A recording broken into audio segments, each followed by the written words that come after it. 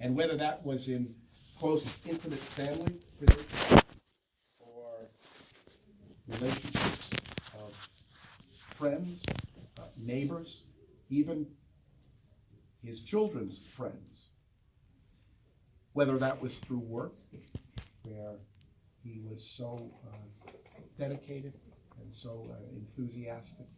In whatever context, Bob knew that the trick of life is not to take as much as you can from this world, but to give as much as you can, which is precisely what he did. And as you mentioned, when we talked about him and trying to get a portrait of him, that he gave you all sorts of things to help you navigate your own way through life.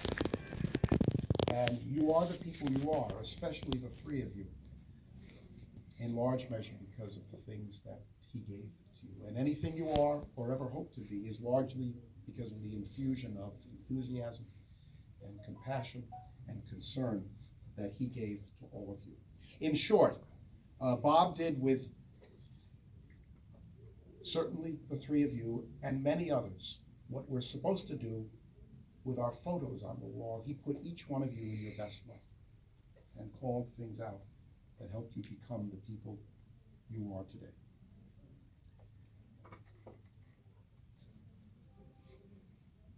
And added to all that, he was just fun. When he entered a room, a place, it was elevated because of the enthusiasm that he brought to it. But let's pause for a moment and ask if any of you would like to offer any personal words aloud. They need not be packaged or formal. In fact, it's better if they're neither, but rather extemporaneous and heartfelt words that might capture Bob in a way that an outsider cannot do justice to. This would be the appropriate time to do so from where you are, or of course, by coming up front.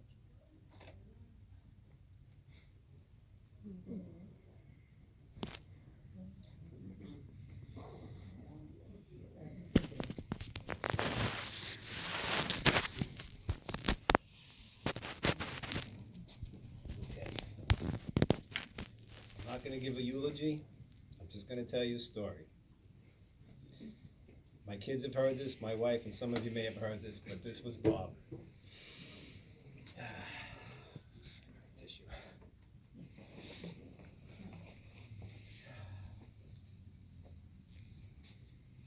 As you know, a lot of times things were rocky between us through the years.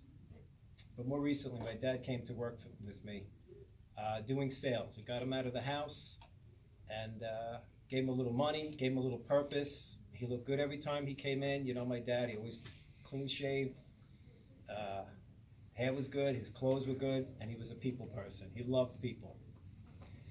So one particular job I went down to see, picking up payment from it, and the people says it did a beautiful job. Thank you, Pedro, by the way, he's my installer. And my dad was very proud of that. He was very proud of the way the installations went in. So I go down to pick up the money, and the young girl says to me, young couple, they just bought the house, and they said, gee, your dad was great, boy. He was a really nice guy. He was here for like 3 hours. And I went, 3 hours? I was like, and I'm looking at the girl. She's a pretty girl. And I'm like, oh, Dad, what did you do? And I said, 3 hours. I says, look, I'm so sorry. She says, oh, no, I love your dad. He was terrific. Me and my husband thought he was so nice. She goes, you know, after 3 hours, we said, would you like to stay for dinner? And he had dinner, and I'm like, I kept apologizing. I kept saying, I'm so sorry, I'm so sorry. She says, no, it's fine, it's fine. I was so mad. I got in the truck, I drove back, and I said, Dad, I go, really? You stayed there for dinner? Why did you stay there for dinner? He looked at me like, why are you asking me this question? He goes, I was hungry. And I just, at that point, I wasn't mad at him anymore. That was him. He was a people person. And as much as it was rocky between me and my two brothers, I'm really going to miss him a lot.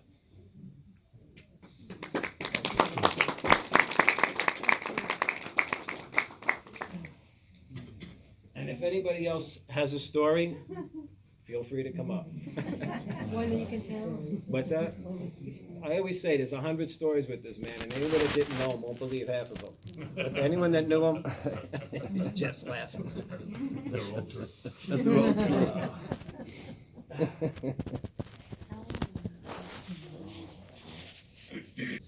So I'm Brett's daughter. My grandfather and I did not have a typical granddaughter-grandfather relationship, as most of you probably know. I got to build a real relationship with him when he lived at my Uncle Darren's, and that was like the best gift ever. That I was able to call him at 2 a.m. like, "What are you doing? I'm coming over." Or if I was in a bad mood, I would go there, and who gets to hang out with their grandpa at 2 a.m. and maybe smoke a joint. So one day, sorry, Mom. One day I had to take him to go get his phone fixed at Nikon, and I had to do like things in between. So I went, I dropped him off, and when I picked him up, first of all, the phone guy was calling me like, "Do you know the password to your grandfather's Apple?" I'm like, "No idea, whatever." So when I go back, he's sitting there like in the chair like a king, and I'm like, "What are you doing?" I mean, he's like, "I'm just hanging out." I'm like, "Oh great, like all right, let's go." Like they loved him in there.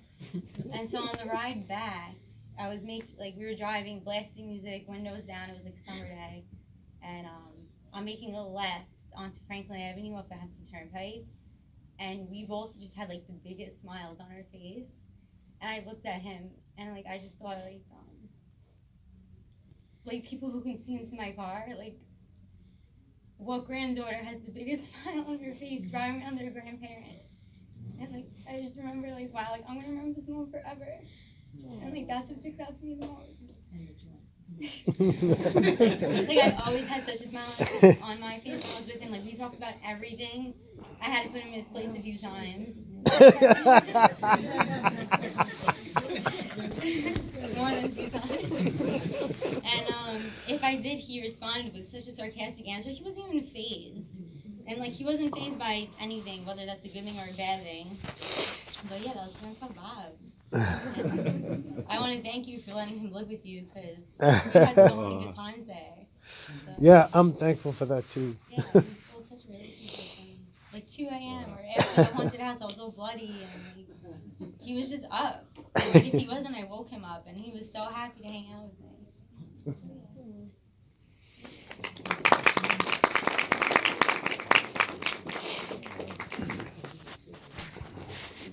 I'm not ready yet. I'm hoping that someone else will go up first. Stories from that, I can't tell. Okay. Right? Know the man 40 years. There's one picture of me, but all his girlfriends are up. How many people? The funniest part is his Jeannie, his ex-wife, Marlise, one of his girlfriends, Lana, one of his girlfriends, Catherine, one of his girlfriends. They were all here, all here. When he walked into a room, the women were just like, and then he goes, "Why am I getting yelled at? I didn't do anything." He had that charisma about him. He had his good points. He would open his door to anyone. Anyone could live there. You know, have a place to live? Come over, we'll smoke a joint, we'll hang out. So, but that's Bob. So he will definitely be remembered by, I think, everyone.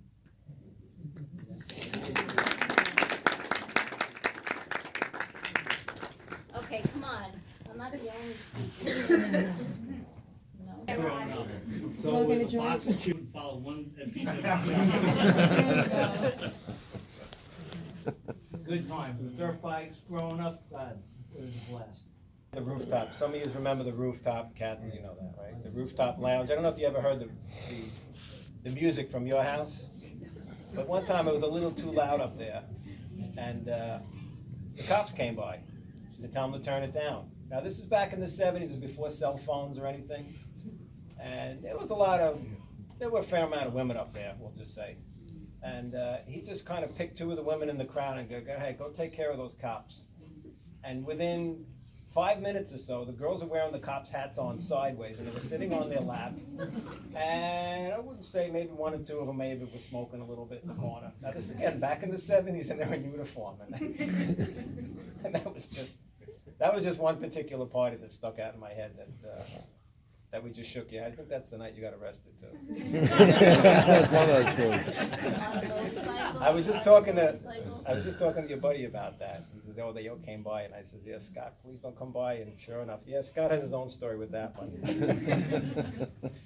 That was one particular party. Anyway.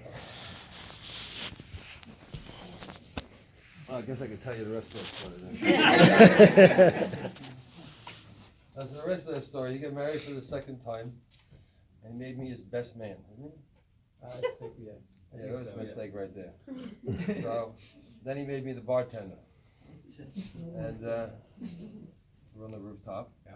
And I laid out a bunch of shots for everybody, and nobody wanted to deal with me, so I drank the rest of them. So, I had a bunch of friends that had motorcycles. They were parked underneath the shop. This is the rest of that story. Yeah. Okay. I was there. So I had one friend that had a bike I always wanted to ride. I took the bike out. I did 120 miles an hour down Franklin Avenue, and that's how I got arrested. Well, the rest of it is actually I went through Franklin Square, through Valley Stream, turned around, enjoyed the bike so much, got to the light, looking at the light, and wondered why there was little lights around me. And then I realized that the speaker went off, and the guy told me, "Get the hell off the bike." That's how I got arrested. Whose name did you use? I didn't use yours that time. That time. He ran 38 points up on my license. That's a story on its own. Thank you. You know how we got down there.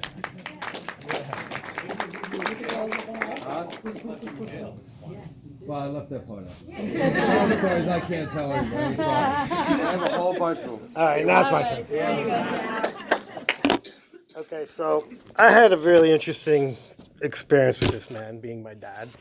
Didn't really know him, you know. I didn't really get acquainted to my dad till I only go by grades because I don't know my ages at these points.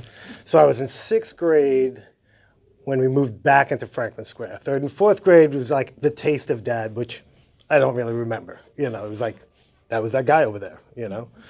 But when we get more acquainted with him, it's the antics when I was back in Franklin Square.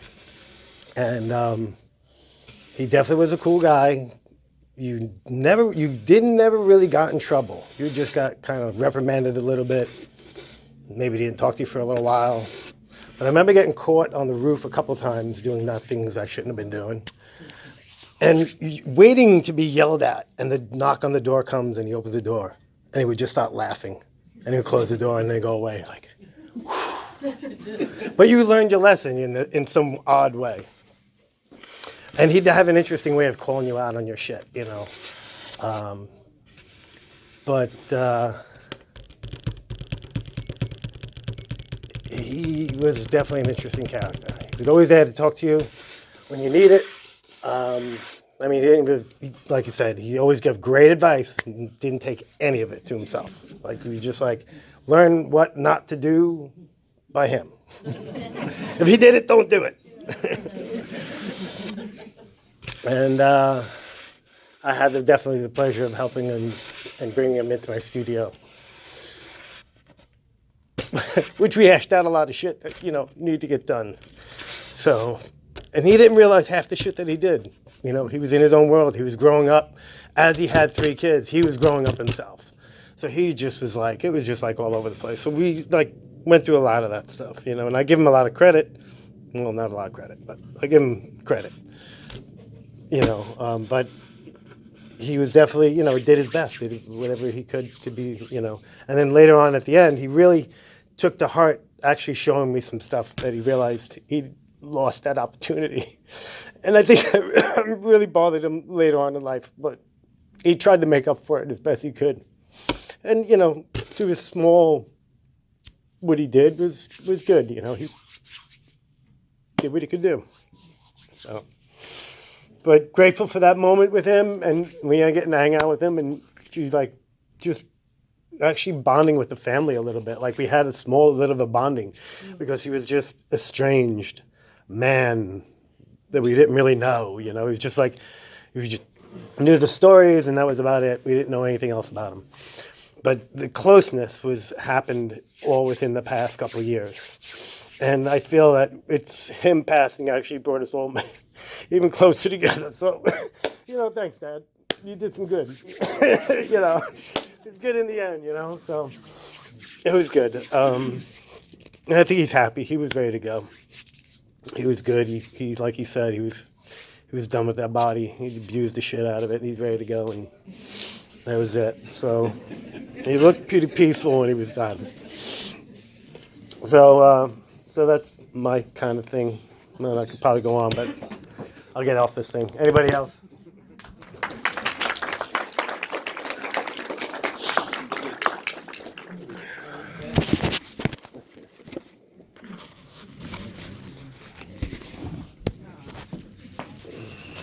Hi, I'm Bob Dale. I was born on Ronald Avenue, across the street from this family.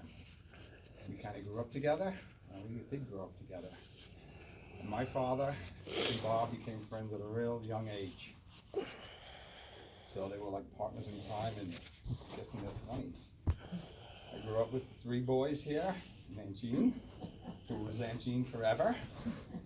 And they were just kids together. So when they grew up, if Bob got a motorcycle, my father Tom got a motorcycle. If Tom got a Mercedes, Bob got a Cadillac. They went through this whole thing. When we became of age, 7 years old, they got us motorcycles, little mini bikes. We had a money bike. They got a mini bike. We had more mini bikes, got a bigger mini bike. Made a little racetrack. Went around a little loop. Remember? I wiped out. Scott rolled over me, airborne, landed on the other side, kept going, didn't stop because he was in the lead now. There was a bet there, that's why. Yes. You just told me that story. That's It's a terrible. crazy story. Right. So I come back Right? and I'm You like, just told me that. oh, I'm broken. It's like, just get back on the thing. Let's go. And he hooks off, take off. So now time goes by. They never, part. We go different directions. I'm, getting older now, moving on my own. Bob's wherever he is. Tom's still getting together from time to time. My father gets a sailboat, 23 O'Day. Bob gets a 36 Pearson. Sailing along, listening to Dr. Hook and the Medicine Show and whatever other stuff, making tapes when 8-tracks just came out. Remember Dr. Hook? Stoned and I missed it. The cover of the Rolling Stones. So one day we're on the boat, we're listening to Dr. Hook as usual. There were only like 3, albums they had. I'm listening to Dr. Hook, and Bob's he's got his rug and he's got his dog on the boat, and there's a bunch of us, and we're still, in our 20s, I guess, at the time. And he's got his rug, and he picks it up. It's a little dirty, so he goes off the back and he's shaking it off the back of the boat, and he knocks the dog off the boat. The dog's in the water. He drops the rug in the water. He's like, "Oh my God, I gotta save it! So my father doesn't know what's going on. He jumps in the water. And he grabs this dog, and this little white dog, a little Scotty-looking thing. And that thing's scratching him in the face, and he's trying to get the dog, and he's bringing him up, and the dog's turning around, and he's trying to bite him and scratching him, and he's trying to save this dog, and the dog's like attacking him, and he gets the thing on the back of the swim platform, and Bob goes, "What are you doing?" I go, "Saving the dog." And he goes, "The dog can swim. I'm talking about the rug. I need to save the rug." I just bought that rug. He's like looking at me going, and it was just about, this is one of those stories. This is like, you watch these guys grow up together up until they were, old. My father passed away, I don't know, maybe 6, 7, 8 years ago. And I don't know what you two are doing up there now. Try not to make a mess, because the rest of us got to get up there. We need something left over.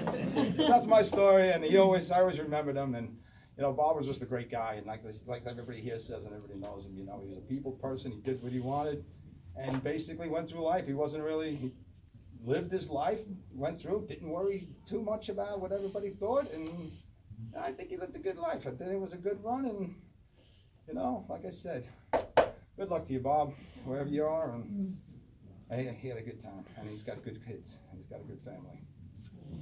Thank you.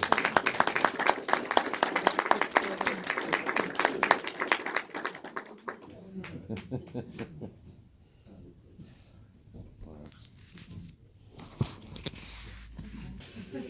this is when Tom Dale met Bob Burkill. So their first meeting, my mother introduced them and their girlfriends. So they got together, they really didn't talk much, and all of a sudden they matched kind of a story or two. And next year she says, my mother sent them out for milk. So she's making dinner, you know the story. So they got in the car together and they were going for milk. And on the way back they stopped at a bar and said, well, have a drink. And so they had a drink.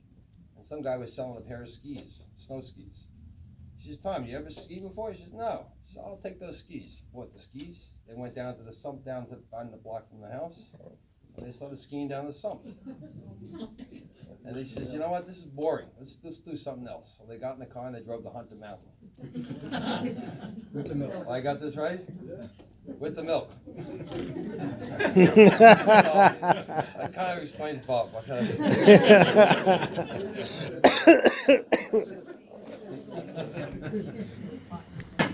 But if anybody wants to take a crack at it, please, this is the appropriate time to do so.